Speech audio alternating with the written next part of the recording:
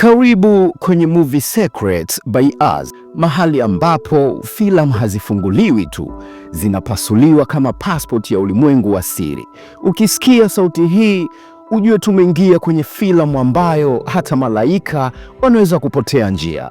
Leo tuna dive ndani ya filamu itwayo Good Fortune, filamu ya mwaka 2025 yenye Keanu Reeves. Ndiyo, yule Keanu mwenye tabia ya kutembea kama amemaliza vita, lakini safari hii sio John Wick, ni malaika Gabriel.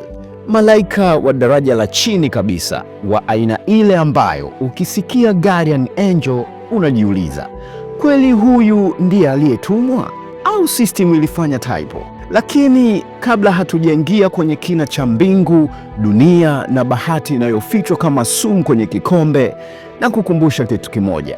Hii ni version fupi, full breakdown iliyojaa siri nzito na siri ambazo TikTok haiwezi kustahimili.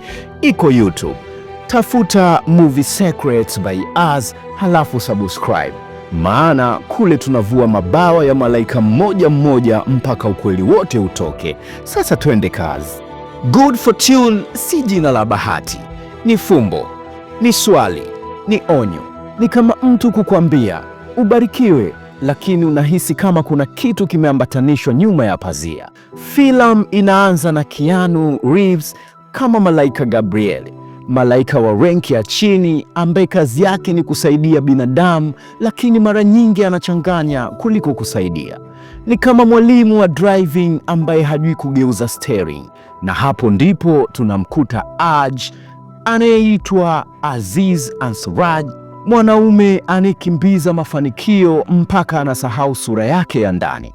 Aj ni mfanyabiashara anayehangaika kupata kila anachodhani ni good fortune: pesa, heshima, maisha mazuri, lakini anasahau kitu kimoja: bahati isiyosimama kwenye misingi huwa kama jengo lililojengwa juu ya maji, haikai, halidumu, halina mizizi.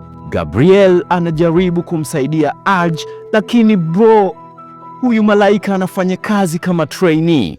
Mara anapoteza mabawa yake, mara anachanganya maagizo, mara anafanya maamuzi kama mtu aliyepigwa na network error ya mbinguni. Hapa ndipo komedi ya kweli inatokea, ile ya mchanganyiko wa mbingu kupata shida na dunia kuwa na presha.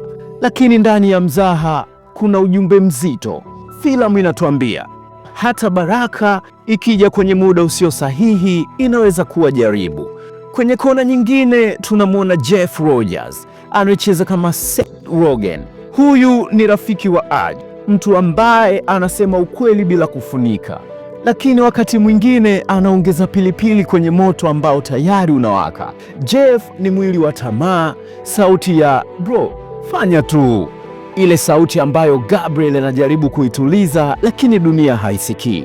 Alafu anakuja Hope anayeitwa Keke Palmer, jina lake halina uongo. Yeye ni tumaini, mwanga, nafasi ya pili na conscience ya hadithi nzima. Yeye ndiye anayetazamwa kama mlango wa redemption. Anakuonyesha kwamba hata ndani ya vurugu ya kibinadamu bado kuna mtu mmoja anayekupa sababu ya kurekebisha maisha. Lakini usisahau, Gabriel si peke yake. Kuna malaika wengine ambao wanafanya hii story iwe tamu zaidi kuliko popcorn. Kuna Uriel, malaika msimamizi, supervisor wa mbinguni, ambaye kazi yake ni kumwambia Gabriel, bro, unaharibu assignment. Ni strict, ni mkali na ni sauti ya sheria. Kuna Arie, angel of truth. Yeye anaona kila matokeo, hasemi uongo na anawakilisha ukweli ambao binadamu anajaribu kuficha. Kisha Zadikiel, angel of mercy. Huyu ndiye roho ya msamaha, nafasi ya pili na uthibitisho kwamba hata malaika wanaelewa sisi wanadamu tuna makosa kuliko network ya TikTok. Sasa uzuri wa Good Fortune ni kwamba inakuonyesha dunia ya malaika kama ofisi yenye wahudumu tofauti. Mmoja anachukua attendance, mwingine anapiga report, mwingine anafuatilia progress ya binadamu. Ni comedic, lakini ndani kuna uzito. Malaika pia wana safari, na kila safari yao inaathiri safari ya mwanadamu.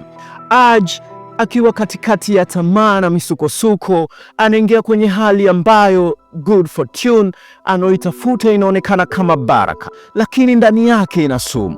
Gabriel anajaribu kumsaidia, lakini kila jaribio linafanya mambo yawe magumu zaidi. Na hapa filamu inakuambia kitu kimoja: bahati isiyokuwa na maadili si bahati, ni mtego, ni mzigo, ni jaribu lililofungwa vizuri. Hope anakuwa kama mwanga wa mwisho. Gabriel anajaribu kumrudisha Aji kwenye mstari. Uriel anatoa onyo.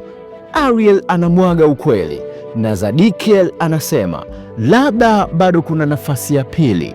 Hapa ndipo tunapogundua kuwa good fortune ni zaidi ya comment. Ni safari ya kiroho, ni hadithi ya binadamu anatafuta something kubwa kuliko uwezo wake. Ni funzo kwamba hatuwezi kuiba baraka, tunatakiwa kuzijenga, na hatuwezi kutaka mafanikio bila utu, maana mafanikio hayana maana kama yanapoteza wewe uliyekuwa mwanzo. Mwishowe wa filamu unakuacha na swali: je, good fortune ni nini? Bahati njema au ni mtihani?